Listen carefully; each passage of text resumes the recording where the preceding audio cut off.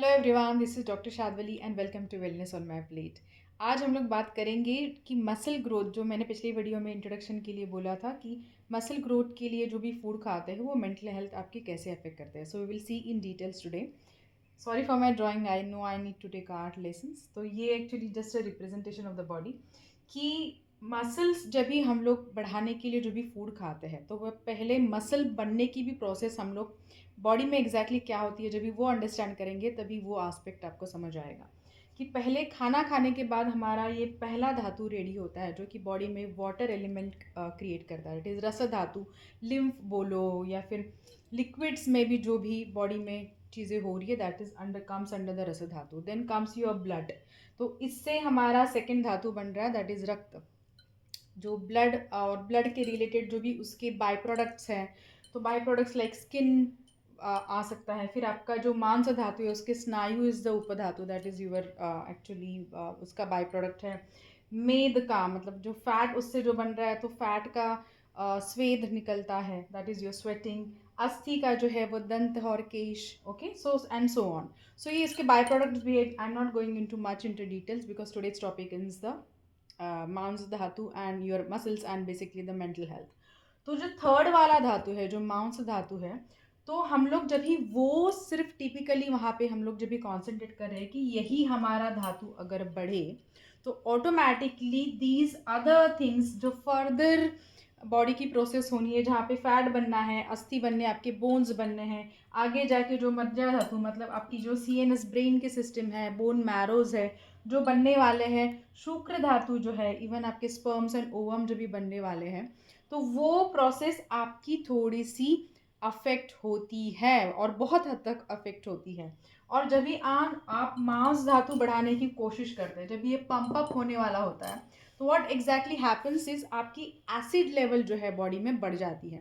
तो कोई भी फूड या फिर प्रोटीन वाले अगर आप खाना खा रहे हो तो बेसिकली क्या कर रहा है, एसिड ही है ना। लैक्टिक एसिड आपकी मसल्स में जाके बन रहा है, उसके फाइबर्स बन रहे हैं, उसकी एक्सटेंशन हो रही है, तभी जाके वो चीज़ पंप अप कर रही है। अगर वो चीज़ एसिड बढ़ा रही है तो इनडायरेक्टली आपकी ब्लड लेवल में भी एसिड बन रहा है।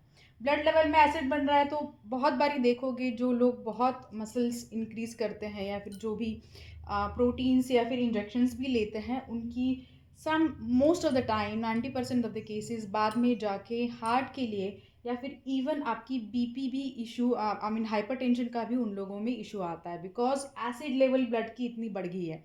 एसिड लेवल ब्लड की जहाँ बढ़ेगी ऑटोमेटिकली अगर वो ब्रेन में भी जा रही है एसिड्स, तो ऑटोमेटिकली वहाँ पे एंगर एलिमेंट ही अफेक्ट होगा, वहाँ पे सप्रेशन, डिप्रेशन, बहुत सारी चीज़ें जहाँ पे वो नॉर्मलाइज वेज में जो भी वो न्यूरॉन्स चलने हैं अपने रिलैक्सेशन मोड में, वो तो रिलैक्सेशन मोड में चलेंगे नहीं, वो तो automatically they will be into their anxiety mode. Anxiety mode या फिर ऐसा मोड आएगा कि वहाँ पे आपकी बॉडी रिलैक्स करने की कोशिश कर रही है लेकिन माइंड रिलैक्स नहीं हो रहा।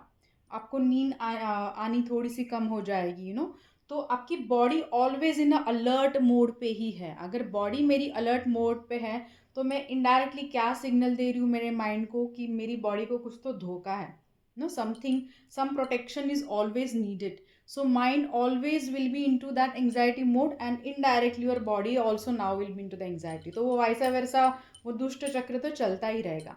आई am not discouraging any one two not build, I mean muscles build ना करें एंड ऑल दैट, लेकिन इन बातों में भी आप ध्यान दो कि वो चीज़ आप फिर कैसे बैलेंस कर सकते हो, उस पर आप ध्यान दो। And now how you can balance it basically, पहले ये तो मैं कंप्लीट कर लूँ कि इन इवन जब भी इवन आपकी बाकी के जो धातुज हैं जैसे कि मज्जा धातु जो कि ब्रेन है, आपकी बोन मैरो है, एंड शुक्र धातु, तो इवन एंडिंग मूवमेंट मतलब आपकी इवन फर्दर लेवल जाके even relationships also can get affected अगर वो एसिड लेवल आपकी बॉडी की बढ़ जाती है तो। सो बी केयरफुल।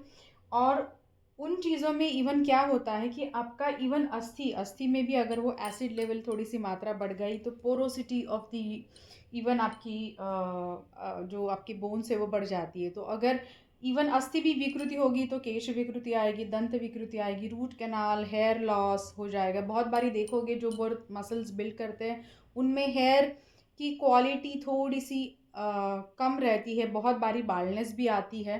तो this is also the reason. ये सिर्फ बाल्डनेस का रीज़न ऐसा नहीं है कि सिर्फ एंगर ही आ रहा है इसकी वजह से हो रहा है, बहुत सारे रीजंस है कि जो वो कवर अप करते हैं। दूसरी एक चीज़ जब भी आप देखोगे कि मसल्स जब भी एक्चुअली ग्रो कर रहे होते हैं, हाँ, तो क्या हो रहा है यहाँ पे अस्थि पे हमारा जब भी इम्पैक्ट आ रहा है तो मतलब उसकी समटाइम्स अगर वो अर्ली एज में जाके मसल्स बिल्ड करना स्टार्ट कर देता है तो अस्थि पे उसकी अफेक्ट होने की वजह से उसकी हाइट भी बहुत बारी रुक जाती है। सो बी केयरफुल।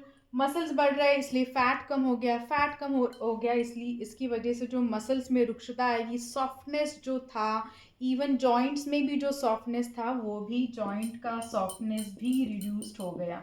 तो यहाँ पे जो जॉइंट्स में लुब्रिकेशन थी, जो जॉइंट्स मूव करने के लिए उसको लग रही थी, वो सॉफ्टनेस वहाँ पे जो वंगन चाहिए, जो ग्रीस चाहिए होता है, वो ग्रीस तो मिला नहीं क्योंकि फैट यहाँ पे प्रॉपरली बना ही नहीं, because everything is concentrated on the third one only कि सो बाकी के जो फैमिली है तो वो अफेक्ट होगी। यहाँ पे सम मात्रा में कहीं पे भी डिवाइडेशन नहीं है। सो सी टू दैट। तो वो एंगर मेंटल हेल्थ, अगर आप मसल्स बढ़ाना चाहते हो तो mental health how you can now control is, मैं नेक्स्ट वीडियो में बताती हूँ। Thank you so much.